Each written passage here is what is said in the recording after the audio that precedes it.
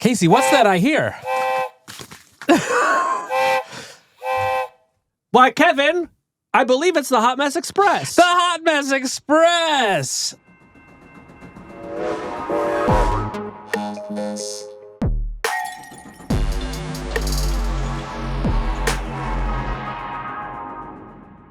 Of course, the Hot Mess Express is our segment where we run down some of the latest dramas, controversies, and messes swirling across the tech industry. And, of course, we conclude what kind of mess they are. Yes. Casey, you go first. All right, Kevin. This first story comes to us from Garbage Day. New York City hates the stupid AI pendant thing. Apparently right now, the New York City subway system is filled with vandalized ads for Friend, an AI assistant that users wear as a pendant around their neck to record everything they're doing and engage with them throughout the day. The ads simply say, Friend, someone who listens, responds, and supports you. But the vandalism examples include, but can't take a bath with you, stop profiting off of loneliness, and befriend a senior citizen. Reach out to the world. Grow up. What do you think, Kevin, about these Friend ads? So I have not seen the Friend ads because I have not been to New York in the last couple of weeks, but I have heard about them from a lot of people. I think this was a very successful viral marketing stunt by a young founder named Avi Schiffman, who I think has correctly identified that you can make people very mad by suggesting to them that AI might be their friend. I do not think this was an unplanned result. I think this is a very savvy sort of marketer who understood that by putting up these ads in the subways and on bus stops and other places around New York City, you could effectively get people like us to talk about it on your podcast because people would deface these things and make it clear that they don't want an AI friend. So I mostly agree with that, but I'm still not sure at the end of this how many pendants Friend is going to sell because of it. You know, it's one thing to make a bunch of people mad and get them to look at your thing, but if they look at your thing and they still don't like what they see, it's not necessarily a great business result. No, I think this is an outdated way of looking at it. We are now in the era of the Cluely marketing strategy where this is of course the startup that whose founder came on hard fork, Roy Lee, and they have sort of made a business out of making people mad.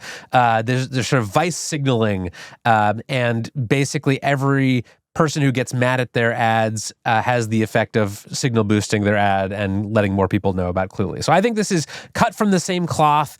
Obviously, we will have to track where this Friend company goes, but I think this has been a very successful marketing campaign based on the number of people who are talking about it. All right, here's my prediction. Friend out of business in 1 year. Mark it down. Mark it down. So was this a mess or not? No, I don't think this is a mess. I think this is the opposite of a mess. I think it's a mess because people in New York are not used to seeing AI billboards everywhere they go like we are here in San Francisco. But I think if this had happened in San Francisco, this would have been a non-event. What do you think? You think that this really belonged on the Hot Success Express? Yeah. Yes, that's what I'm saying. All right. Next. This one comes to us from the Wall Street Journal. It is titled, YouTube to pay $24.5 million to settle lawsuit brought by Trump. YouTube has settled a 2021 lawsuit by Donald Trump over his account suspension following the January 6th Capitol riot. Of that amount, $22 million will go to a fund to support construction of a White House ballroom, and $2.5 million will be distributed among other plaintiffs. This is the third big tech company to settle a lawsuit from Trump. And Casey, how do you feel about this? I think it's absolutely shameful and a true hot mess. You know, Kevin, every week, people around the world email me because they have lost access to their Meta account, to their YouTube account, to their other social accounts, and they cannot get anyone at their company to take them seriously. And these are not people who led an insurrection against the government. These are just people who got locked out for one reason or another. And what happens when these people appeal to companies like YouTube is that YouTube does nothing. It sends them an automated response and ignores them forever. But because Trump became president again, all of a sudden, they feel like they have to respond, even though I am not aware of any legal expert who believes that Trump actually would have won this case. So this is just a payout, and it is a payout that is truly messy because it now sets a precedent that these companies cannot basically ban world leaders for any reason, no matter what those world leaders do. I think that is foolish and short-sighted, and I think it's a mess. It's definitely a mess, and adding to the hotness of the mess, Donald Trump posted an AI-generated image on his social media accounts of YouTube CEO Neil Mohan presenting him with a check for $24.5 million. The memo line of the check says settlement for wrongful suspension. So if YouTube thought it was going to just gracefully bend the knee, they have now been humiliated by the White House on top of losing $24.5 million. Yeah, we're a month away from Trump using VO3 to have Neil Mohan kissing his ass on Truth Social. So I hope it was worth it, YouTube.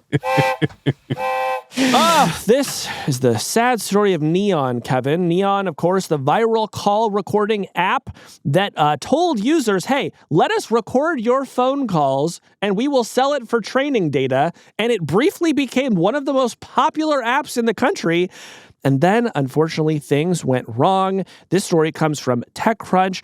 Neon went dark after a TechCrunch reporter notified the app's founder of a security flaw in the app that allowed anyone to access the numbers, the call recordings, and the transcripts. Kevin, what do you think? Frankly, I'm having a hard time processing this. You mean the Panopticon company that paid people to surveil their phone calls was not particularly trustworthy? This is changing. This is changing everything I've ever thought about a global Panopticon. I'm rethinking my previous pro-Panopticon stance. Now, Casey, did you know about this? Did you know about Neon, the company that was paying people to record their phone calls and sell it to AI companies? Well, I had heard a little bit about it, and I have to say, I am a little sympathetic to the idea of look, if these companies are going to take every little piece of data from us and turn it into trillions of dollars, I don't mind the idea that I would be paid for that. Yeah. And if there is some sort of system where you can opt in and get paid out, in general, I'm actually not super opposed to that. It seems to me like it beats the alternatives of just sort of being robbed blind for the rest of our lives. Yeah. But man, it doesn't seem like this one was really set up to protect the people involved. Yeah. Yeah. Companies should be getting their training data the old-fashioned way, by scraping podcasts off of YouTube. What level of mess is this? This is a very hot mess. Yeah. Do not sign up for Neon. Even if it comes back in another form, do not do this. Do not let your calls be recorded for AI training data in exchange for money. It's not worth it. Hot mess confirmed. Next up on the Hot Mess Express, MrBeast responds after trapping man in burning house stunt sparks backlash. This one comes to us from The Independent. Apparently, MrBeast defended a controversial video stunt in which a man was strapped in a burning building, saying the setup had ventilation, a kill switch, emergency teams, and was executed by professionals. Critics still called the stunt dystopian and dangerous. MrBeast said he aims to be transparent about safety measures and that all challenges were tested beforehand. Would you risk burning alive for $500,000? Yes, let's do it, man. Okay, good luck, man. You're braver than me. This is gonna be crazy. Let me say this. If you tell me that you're going to trap a man in a burning building for money, my first question is not, well, is there ventilation? Look, MrBeast has a sort of interesting range of stunts that'll do. Sometimes he'll just walk up to you on the street and he'll give you $1 million. I love that sort of thing. Would love to see more of that.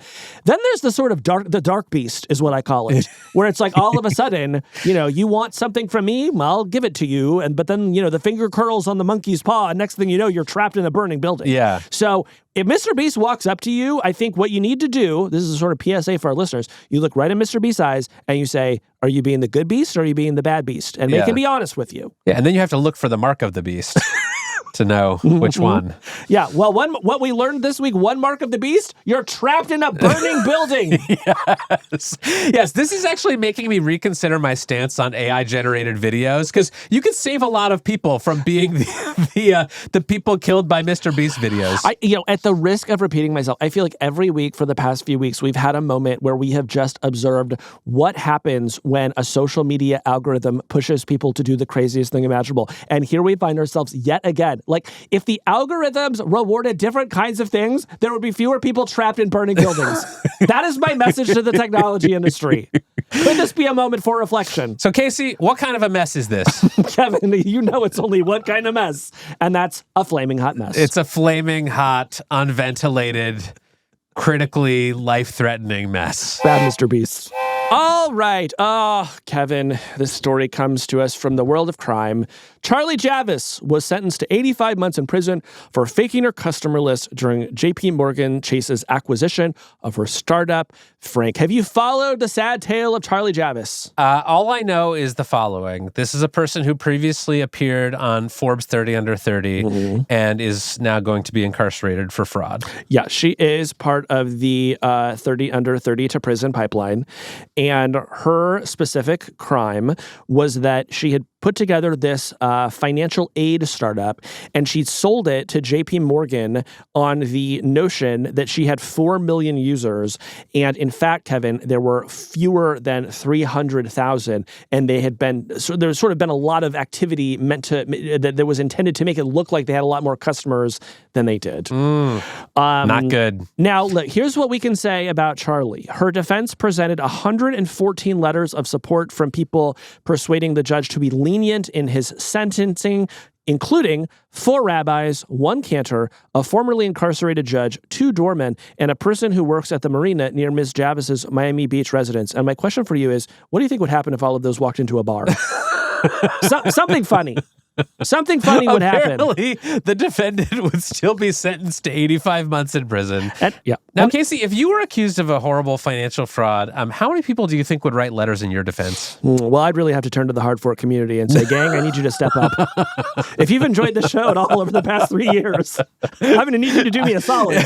Just picturing me just like furiously reading out our Apple Podcast reviews in court. Just like... We should see if anybody's ever submitted Apple Podcast reviews as a sort of, letter of endorsement as they go through a sentencing. I think this is a good idea. All right. Filing that one away. What kind of mess is that? I think that is a hot mess. Yeah. I do not want to do 85 months in prison. And I'll say it's a cold mess. This was the legal system working as it should. Okay. Good job, judges. All right. This one is called No Driver, No Hands, No Clue. Waymo pulled over for illegal U-turn. This one comes to us from the SF Standard.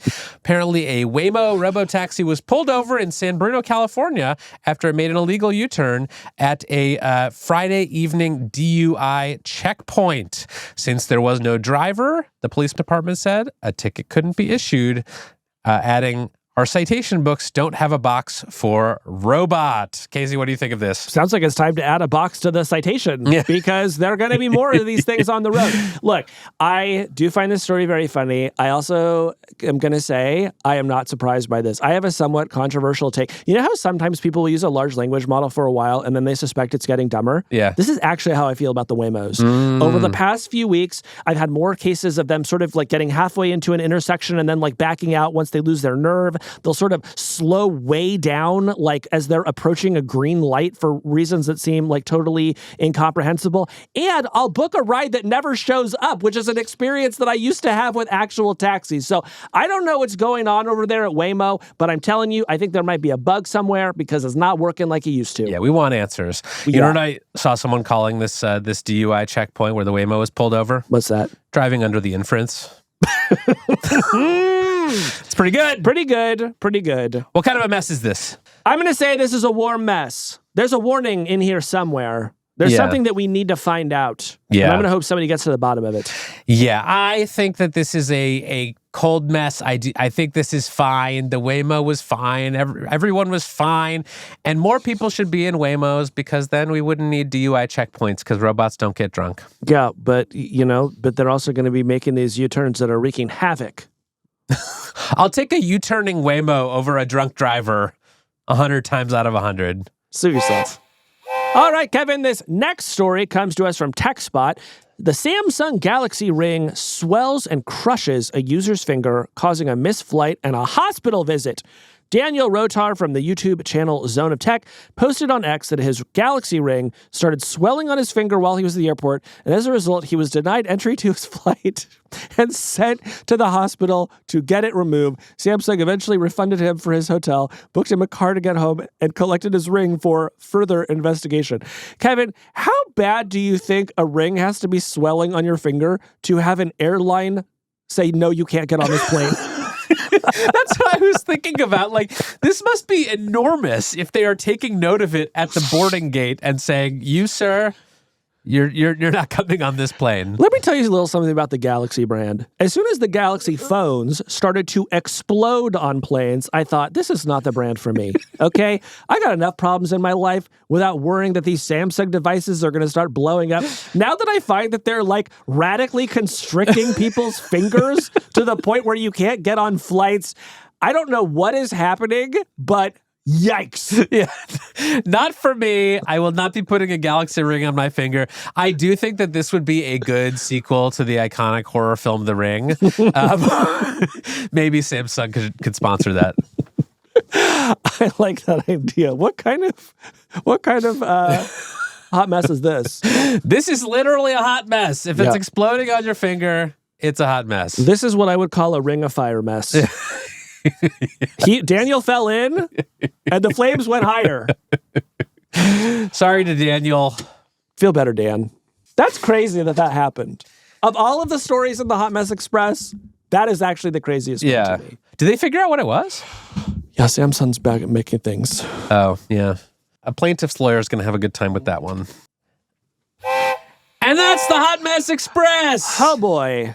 Hey, that's the end of this clip. If you liked what you saw, head on over to our page and subscribe, and you can get the full podcast. We do a show like this almost every week on tech and the future. Head on over there now and subscribe.